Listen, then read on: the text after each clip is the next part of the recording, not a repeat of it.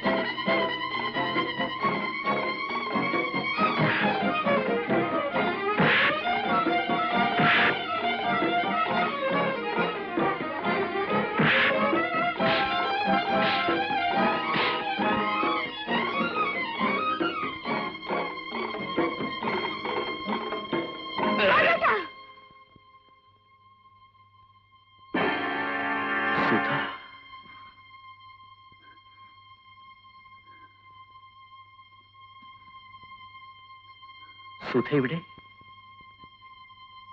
ഇതെന്റെ വീടാണ്. അദ്ദേഹമാണ് എന്റെ ഭർത്താവ്.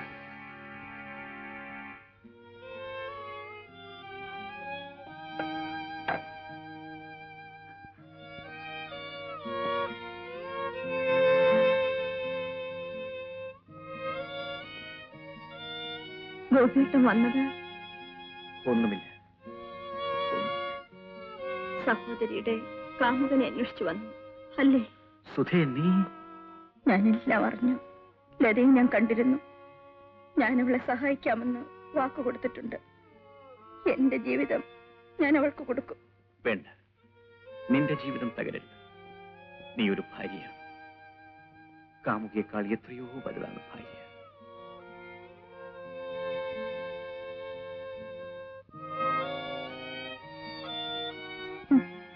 ഭാര്യ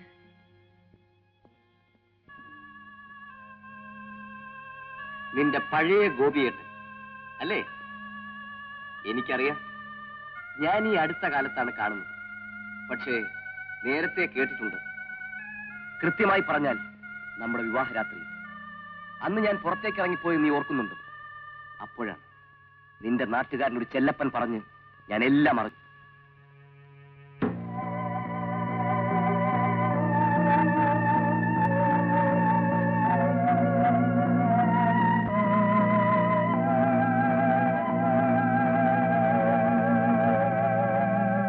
നിന്നെ ഒരു പഴയ എച്ചിലെ പോലെ അയാളന്ന് എനിക്ക് വലിച്ചെറിഞ്ഞു തന്നു.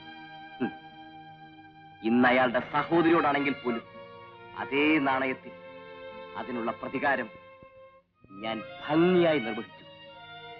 ഇതിന്റെ പേരാണോ പ്രതികാരം? ചേട്ടാ, എല്ലാ പരിശുദ്ധിയോടും കൂടിയാണ് ഞാൻ നിങ്ങളുടെ ജീവിതത്തിലേക്ക് കടന്നു വന്നത്. പക്ഷേ നിങ്ങൾ എന്നെ വിശ്വസിച്ചില്ല. എന്താണ് കാര്യമെന്ന് പോലും ഇപ്പോഴാണ് പറയുന്നത്. എന്റെ കഴുത്തിൽ താലി കെട്ടിയത് മുതൽ ഈ നിമിഷം വരെ എന്നോട് സ്നേഹത്തിൽ ഒരു വാക്കെങ്കിലും പറഞ്ഞിട്ടുണ്ടോ? ലോകത്തിൽ ഒരു സ്ത്രീയും ക്ഷമിക്കാത്ത നിന്നയും അപമാനവും ഞാൻ സഹിച്ചു. ആരുമില്ലാത്ത എന്നെ എന്തിനാ ചേട്ടാ ഇങ്ങനെ ദ്രോഹിക്കുന്നത്? ആരുമില്ല. നിന്റെ പഴയ കാമുകൻ കൂടെ തന്നെ ഉണ്ടല്ലോ, എന്തിനും എപ്പോഴും. ചേട്ടൻ എന്നെ പറ്റി എങ്ങനെ വേണമെങ്കിലും ധരിച്ചോളൂ. ആ സംശയം മാറ്റാൻ ദൈവത്തിന് മാത്രമേ കഴിയൂ. ചേട്ടാ, വിവാഹം കഴിഞ്ഞിട്ട് എത്രയോ കാലമായി. ഇന്ന് വരെ ഞാൻ ഒന്നും ആവശ്യപ്പെട്ടിട്ടില്ല. ഇപ്പോൾ ഞാൻ ആദ്യമായിട്ട് ആവശ്യപ്പെടുകയാണ്.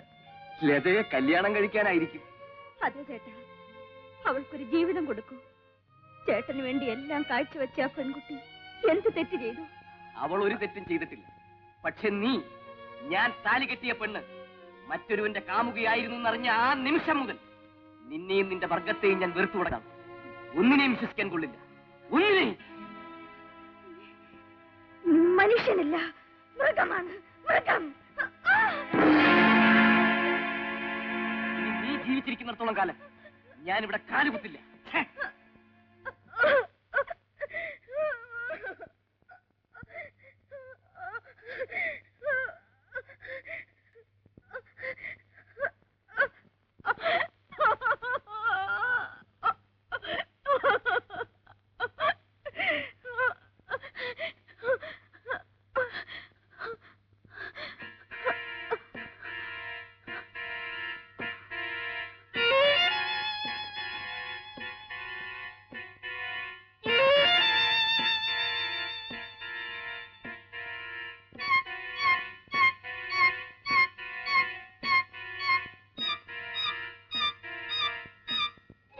ഇനി നീ ജീവിച്ചിരിക്കുന്നിടത്തോളം കാലം ഞാനിവിടെ കാലുകുത്തില്ല.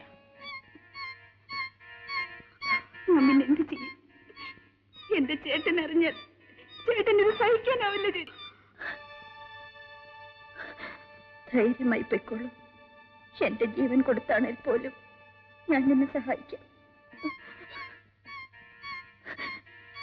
സഹായിക്കാൻ ശ്രമിച്ചു, പക്ഷെ സാധിച്ചില്ല. നീതി, എന്നോട് ക്ഷമിക്കൂ.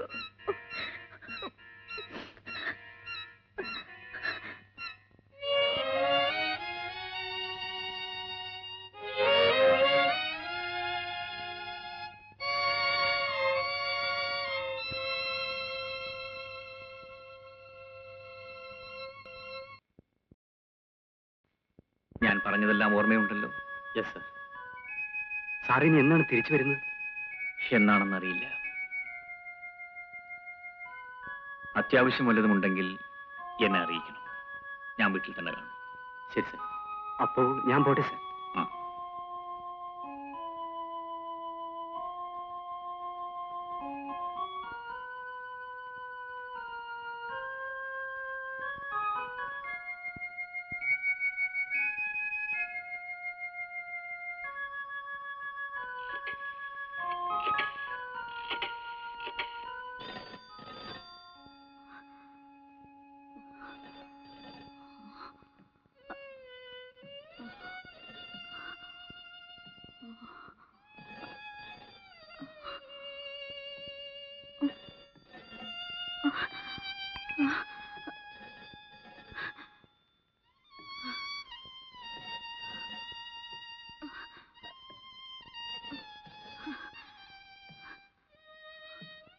ഹലോ, ആരാണ്? സുധേ, ഞാനാണ് ഗോപി. എന്താ ഗോപിയേട്ടാ? ഞാൻ അങ്ങനെ വിളിച്ചോട്ടെ? അങ്ങനെ വിളിക്കുന്നതാണ് എനിക്കിഷ്ടം. നിനക്കെന്താ? നീ കരയുകയാണോ? ഇല്ല, ഗോപിയേട്ടൻ എന്താ വിളിച്ചത്? ഞങ്ങൾ നാട്ടിലേക്ക് പോവുകയാണ്. കുറച്ചു ദിവസം കഴിഞ്ഞേ മടങ്ങി വരൂ. അതിനു മുമ്പ് നിന്നെ ഒന്ന് അറിയിക്കണമെന്ന് തോന്നി. ഞാനും പോവാണ് ഗോപിയേട്ട. എങ്ങോട്ട്? എങ്ങോട്ട്? ഞാനും എന്റെ നാട്ടിലേക്ക് തിരിച്ചു പോകുന്നു. ഓ, അവിടേക്കോ? ആ ഗ്രാമം, അതിന്റെ ഭംഗി, സുധ, ആ ഓർമ്മകൾ, ഒരിക്കലും തിരിച്ചു കിട്ടാത്ത ഓർമ്മകൾ. അതെ ഗോപിയേട്ട, ഞാനും അതെല്ലാം ഓർക്കുന്നു. ഗോപിയേട്ടൻ അന്ന് എനിക്ക് തന്ന പിറന്നാൾ സമ്മാനം പോലും എന്റെ അടുക്കലുണ്ട്. എപ്പോഴും അതെന്റെ അടുക്കലുണ്ടായിരുന്നു. നീ എന്നാണ് തിരിച്ചു വരുന്നത്? വരാനോ? എവിടെ? ഞാൻ ഒരിക്കലും തിരിച്ചു വരില്ല ഗോപിയേട്ട. സുധേ, നീ എന്തൊക്കെയാണ് ഈ പറയുന്നത്? ഒന്നുമില്ല. ഞാൻ എന്തൊക്കെയോ പറഞ്ഞു പോയി ഗോപിയേട്ട. എനിക്കൊരു സഹായം ചെയ്യാമോ? ഒന്നിവിടം വരെ വരാമോ? എനിക്ക് ഗോപിയേട്ടനെ ഒന്നുകൂടി കാണണം. സുധേ, ഞാനിതാ വരുന്നു.